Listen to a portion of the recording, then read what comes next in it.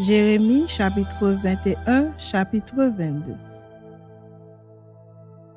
La parole qui fut adressée à Jérémie de la part de l'Éternel lorsque le roi Sédéchias lui envoya Pashur, fils de Malkija, et Sophonie, fils de Maazéja, le sacrificateur, pour lui dire: Consulte pour nous l'Éternel, car Nebuchadnezzar, roi de Babylone, nous fait la guerre.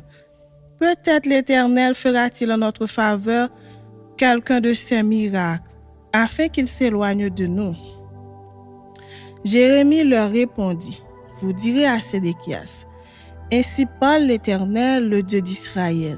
Voici, je vais détourner les armes de guerre qui sont dans vos mains et avec lesquelles vous combattez en dehors des murailles le roi de Babylone et les Chaldéens qui vous assiègent, et je les rassemblerai au milieu de cette ville.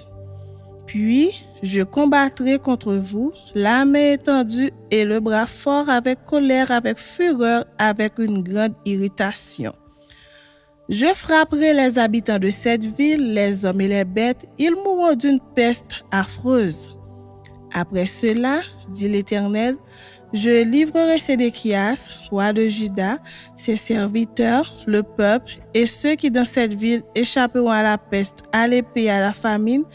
Je les livrerai entre les mains de Nebuchadnezzar, roi de Babylone, entre les mains de leurs ennemis, entre les mains de ceux qui en veulent à leur vie.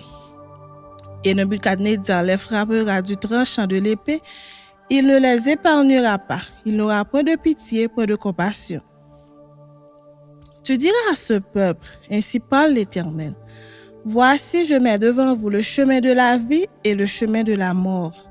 Celui qui restera dans cette ville mourra par l'épée, par la famine ou par la peste.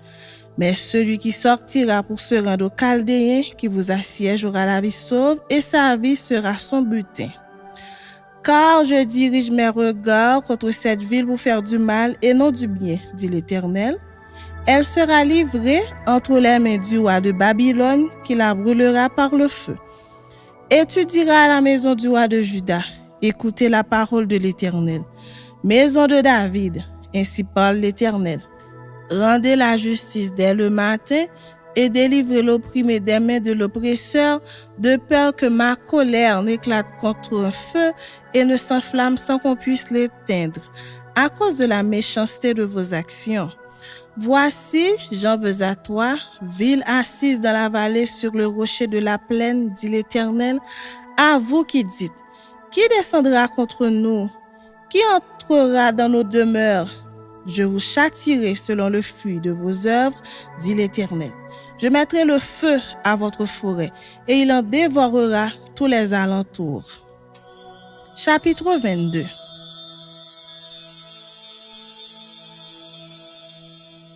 Ainsi parle l'Éternel: Descends dans la maison du roi de Juda, et là, prononce cette parole.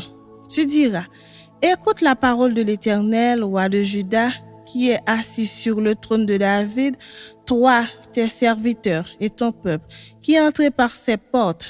Ainsi parle l'Éternel: Pratiquez la justice et l'équité, délivrez l'opprimé des mains de l'oppresseur, ne maltraitez pas l'étranger, l'orphelin et la veuve, n'usez pas de violence et ne répandez point de sang innocent dans ce lieu. Car si vous agissez selon cette parole, les rois assis sur le trône de David entreront par les portes de cette maison, montés sur des chars et sur des chevaux, eux, leurs serviteurs et leur peuple. Mais si vous n'écoutez pas ces paroles, je le jure par moi-même, dit l'Éternel, cette maison deviendra une ruine. Car ainsi parle l'Éternel sur la maison du roi de Juda: Tu es pour moi comme Galahad, comme le sommet du Liban. Mais certes, je ferai de toi un désert, une ville sans habitants. Je prépare contre toi des destructeurs, chacun avec ses armes, ils abattront tes plus beaux cèdres et les jetteront au feu. Des nations nombreuses passeront près de cette ville et elles se diront l'une à l'autre: Pourquoi l'Éternel a-t-il ainsi traité cette grande ville? Et l'on répondra: Parce qu'ils ont abandonné l'alliance de l'Éternel, leur Dieu, parce qu'ils se sont prosternés devant d'autres dieux et les ont servis. Ne pleurez point celui qui est mort, et ne vous lamentez pas sur lui.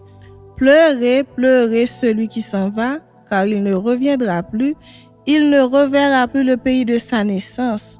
Car ainsi parle l'Éternel sur Shahum, fils de Josias, roi de Juda, qui régna à la place de Josias son père et qui est sorti de ce lieu, il n'y reviendra plus. Mais il mourra dans le lieu où on l'emmène captif et il ne verra plus ce pays. Malheur à celui qui bâtit sa maison par l'injustice et ses chambres par l'iniquité, qui fait travailler son prochain sans le payer, sans lui donner son salaire, qui dit « Je me bâtirai une maison vaste et des chambres spacieuses », et qui s'y fait percer des fenêtres, la lambrisse de cèdre et la peint en couleur rouge. Est-ce que tu rayes parce que tu as de la passion pour le cèdre? Ton père ne mangeait-il pas, ne buvait-il pas? Mais il pratiquait la justice et l'équité, et il fut heureux. Il jugeait la cause du pauvre et de l'indigent, et il fut heureux. N'est-ce pas là me connaître? Dit l'Éternel. Mais tu n'as des yeux et un cœur que pour te livrer à la cupidité, pour répandre le sang innocent, et pour exercer l'oppression et la violence. C'est pourquoi ainsi parle l'Éternel sur Joachim, fils de Josias, roi de Juda. On ne le pleurera pas en disant « Hélas mon frère, hélas ma sœur ». On ne le pleurera pas en disant « Hélas Seigneur, hélas sa majesté ». Il aura la sépulture d'un âne, il sera traîné et jeté hors des portes de Jérusalem. Monte sur le Liban et crie. Élève ta voix sur le Basan. Crie du haut d'Abarim, car tous ceux qui t'aimaient sont brisés. Je t'ai parlé dans le temps de ta postérité. Tu disais, je n'écouterai pas. C'est ainsi que tu as agi dès ta jeunesse. Tu n'as pas écouté ma voix. Tous tes pasteurs seront la pâture du vent, et ceux qui t'aiment iront en captivité. C'est alors que tu seras dans la honte, dans la confusion à cause de toute ta méchanceté. Toi qui habites sur le Liban, qui as ton nid dans les cèdres, combien tu gémiras quand les douleurs t'atteindront, douleurs semblables à celles d'une femme en travail. Je suis vivant, dit l'Éternel. Quand Jéconia, fils de Joachim, roi de Juda, sera un anneau à ma main droite, je t'arracherai de là. Je te livrerai entre les mains de ceux qui en veulent à ta vie, entre les mains de ceux devant qui tu trembles, entre les mains de Nebuchadnezzar, roi de Babylone, entre les mains des Chaldéens. Je te jetterai, toi et ta mère qui t'a enfanté, dans un autre pays où vous n'êtes pas nés, et là vous mourrez. Mais dans le pays où ils auront le désir de retourner, ils ne retourneront pas. Est-il donc un vase méprisé, brisé, ce Jéconia? Est-il un objet auquel on n'attache aucun prix?